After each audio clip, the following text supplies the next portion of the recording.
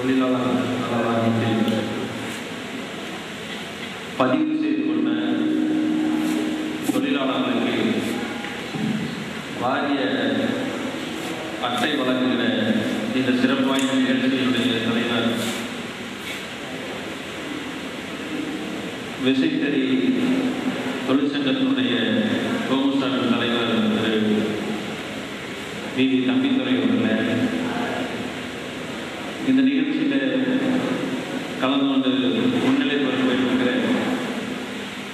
வீரசோழர் ஊராட்சி மன்ற முன்னாள் தலைவர் ஒன்றிய கழகத்தினுடைய செயலாளர் திரு வி பி பாலசுப்ரமணியம் அவர்களே, வெள்ளக்கோவில் நகர கழகத்தினுடைய செயலாளர் திரு MS மோகனசெல்வம் அவர்களே,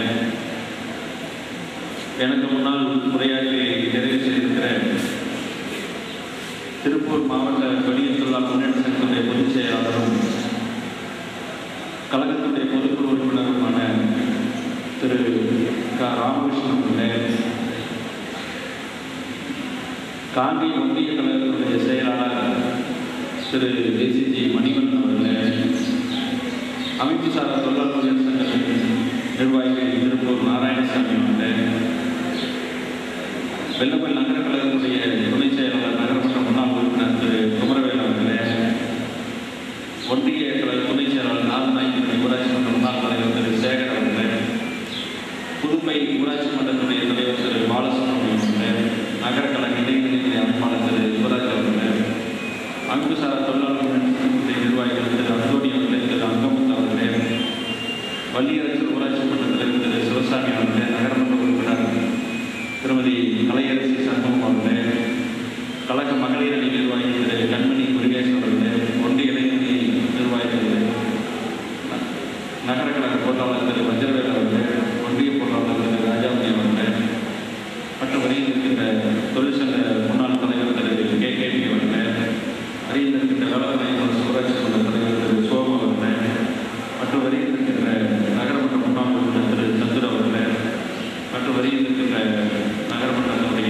முன்னாள் உறுப்பினர்களே நம்முடைய திரு நிஜாம் செல்வம் அவர்களே, மற்றும் வரியில் இருக்கின்ற கழக ஒன்றிய கழக நிர்வாகிகளே, லக்கநாயக்கி மற்றும் ஊராட்சி மன்ற முன்னாள் தலைவர் திரு பழனிசாமி அவர்களே, மற்றும் வரியில் இருக்கின்ற கழக நிர்வாகிகளே, தொழிலாளர் முன்னேற்ற சங்கம் சுமைதோப்பு வசதியை சார்ந்த நிர்வாகிகளே, உறுப்பினர்களே, அட்டை பெற வரியில் இருக்கின்ற அமைப்பு சாரா தொழிலாளர்களே, பேரன்புள்ள பெரியவர்களே, தாய்மார்களே, பத்திரிகை துறை சார்ந்த நண்பர்களே, உங்கள் அத்தனை பேருக்கும் முதற்கனுடைய காலை வணக்கத்தை குறித்தாக்கிக் கொள்கிறேன்.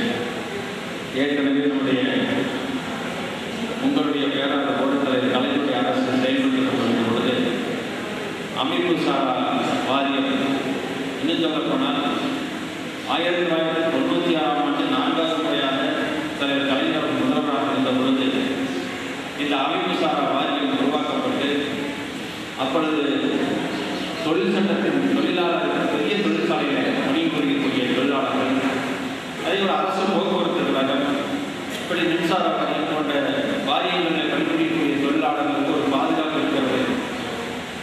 சுமை தூக்கக்கூடியவர்கள், கட்டிட தொழிலாளர், மண்பாண்ட தொழிலாளர், தையல் தொழிலாளர், சலவை தொழிலாளர், கவிதைக்கக்கூடியவர், இப்படி தொழில் செய்யக்கூடியவர்களுக்கு சமூகத்தில் எந்த பாதுகாப்பும் இல்லை என்கிற முறையில் அதை கலைஞர் அவர்கள் ஆய்வு செய்து அதற்கு பிறகு தன்னுடைய சிந்தையில் உருவான ஒரு திட்டம்தான் இந்த அமைப்பு சாரா வாரியம் என்கிறார். இதில் விவசாய தொழிலாளர்களுக்கு தனியாக ஒரு வாரியம், அது இன்றைக்கு வருவாய்த்துறை மூலமாக இன்றைக்கு நிர்வகிக்க சொல்லுகிறது. மற்ற அமைப்பு சாரா வாரியங்கள் அது இன்றைக்கு எந்த வேலை இருந்தாலும் இன்னைக்கு அதில் இன்னைக்கு ஒவ்வொரு தொழிலுக்கும் இருக்கக்கூடிய வாரியங்களாக இன்றைக்கு உருவாக்கப்பட்டு ஏறத்தாழ 60க்கும் மேற்பட்ட தொழில் செய்யக்கூடியவர்களுக்கு தான் இன்னைக்கு இந்த அமைப்புக்கான வாரியத்தில் உறுப்பினராக பதிவு செய்து கொள்ளக்கூடிய வகையில் இந்த வாரியங்கள் உருவாக்கப்பட்டது.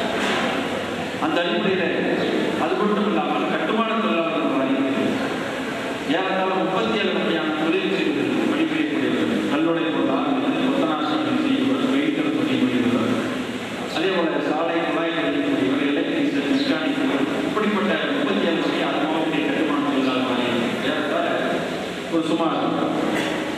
97 வகையான தொழில் செய்யக்கூடியவர்கள், இன்றைக்கு மண் வேலை செய்யக்கூடியவர்கள் சொல்லி இப்படிப்பட்ட தொழில் செய்யக்கூடியவர்களுக்கு சுமை தூக்குவது, அதே போல கைவினை இருக்கக்கூடியவர், இப்படிப்பட்ட தொழில் செய்யக்கூடியவர்களாம் இன்றைக்கு வாரியத்தின் மூலம் உறுப்பினராக பதிவு செய்து கொண்டால் அவர்களுக்கு ஒரு சமூக பாதுகாப்பு கிடைக்கக்கூடிய வகையில் இன்னைக்கு இந்த வாரியம் உருவாக்கப்பட்டது.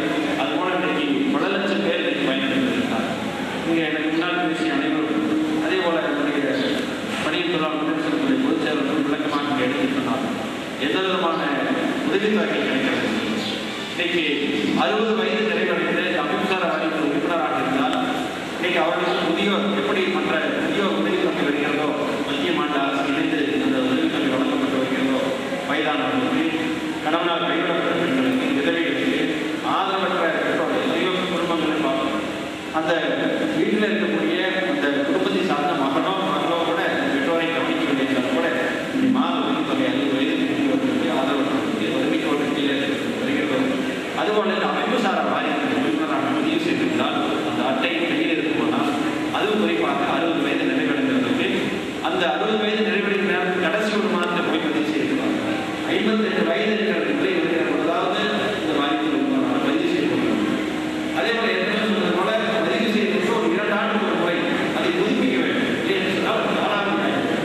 நான் தான் ஒரு உறுப்பினராக சேர்ந்திருக்கோம் அப்படின்னு இப்போது எளிமையான முறைப்படுத்தணும். இப்பெல்லாம் கூட 96ஆம் ஆண்டு துவக்கப்பட்ட பொழுது அப்பொழுது ஒரு கட்டணம் கூட வசூல் செய்யப்பட்டது. இது ஒரு 10 ரூபாய் அதுக்கு எடுத்து சொன்னால் ஒட்டுமொத்தமாக அது உறுப்பினர் கட்டணம் வசூல் செய்து ஒட்டுமொத்தமாக வங்கியில் சேமிக்க வைக்கப்பட்டு அது மூலம் வரக்கூடிய வட்டி போன்ற உதவித்தொகை மூலமாக அந்த உதவி வழங்கப்பட்டது. இப்போது அதை கூட அரசாங்கம் கலைஞர்கள் முதல்வராக அந்த கட்டணத்தை ரத்து செய்யும்.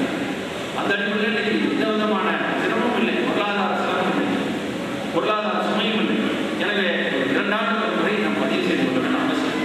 எத்தனையோ பேருக்கு பார்த்து கடந்த இருக்கிற பொழுது எல்லாம் பிரச்சனைகள் கவனத்துக்கு வரும்.